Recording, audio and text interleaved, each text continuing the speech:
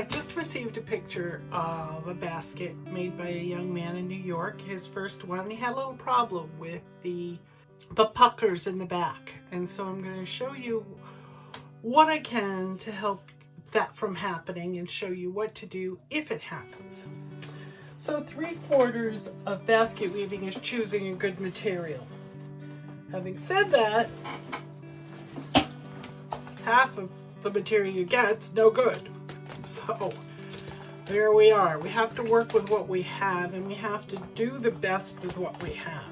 So this is a very stiff, thick piece of material, but it's all I have.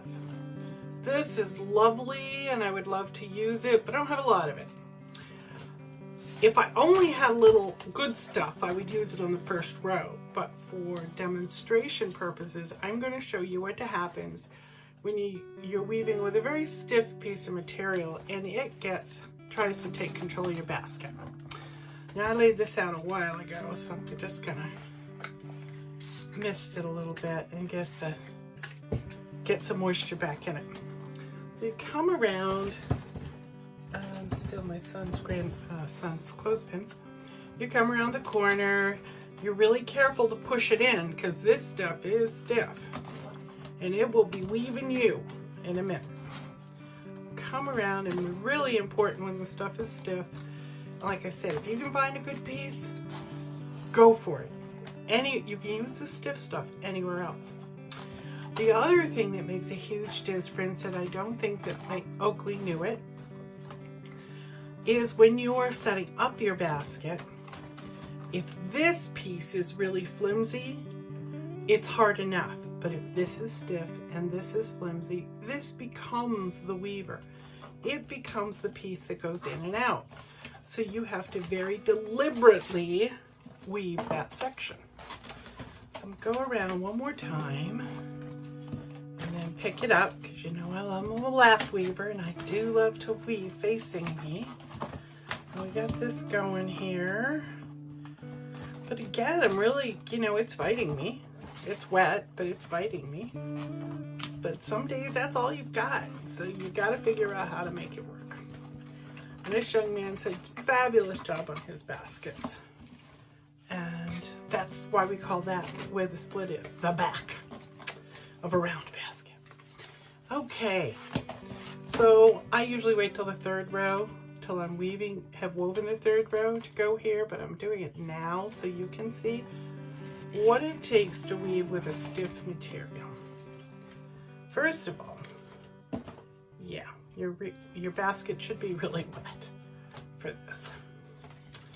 Okay, so I have to be deliberate, like I said. I have to make this one go back. I mean, really, and do it the first row. You can't fix it late. You can fix it later, but fix it as you go. But see, this one wants to do the wiggling because this one's stiffer. We're not going to let it. So I'm going to weave up a few rows and show you what can happen, what can go wrong.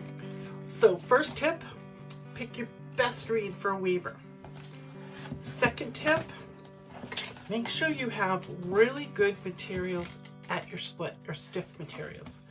You don't want something really flimsy and wonky. You can weave that anywhere else, but here it's going to be a problem. Now this is a good piece of material, but my basket has already got some bad habits. See, it's got bad habits. It's wonky. When it starts to do that, I try to get one good row on it that's going to hold everything down. You can't really fix it at the very, very beginning because you have to have something to make it go where you want. Now, my tool, any tool, a popsicle stick, anything, pull on these, pull, and if these don't pull out your problem, we have read past this here, if that doesn't pull out your problem, then you take a tool, any tool, popsicle stick, whatever you have. I prefer my bent tool. This is a heavy duty bent tool. You can buy it just about any place, and I use it for everything.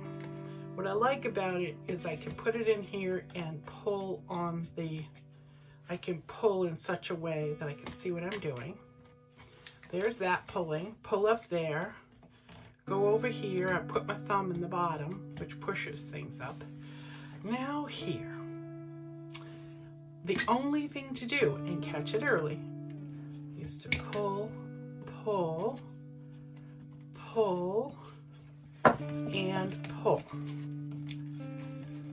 And between the two, don't get too far up on this basket before you get these straightened out, but wiggle and worm, and oftentimes just pulling here and pushing there. See, this finger is holding it here and I'm pulling. This finger's pulling here and I'm pulling. My bands are very strong from years of work. So pull it out, get to it quickly, don't let it get a hold of you, and proceed. That's all it is. Just keep your rows to the bottom. Pull a little bit here, more here, a little bit less here, a little more here. So you're creating feet in the corners. See, there's a really nice line of feet. And here as well. Up, not so much here. Pull, pull harder, pull a little less, and just push the row down.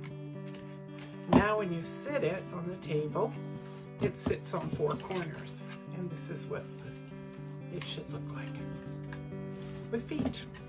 Now I'm going to give this to my grandson. He'll finish it. He worked hard this morning. This is as far as he got. Then the rim got the best of him, but he did a good job here, and part of that was the selection of the middle material, the selection of the material for the first row, and keeping it on track here.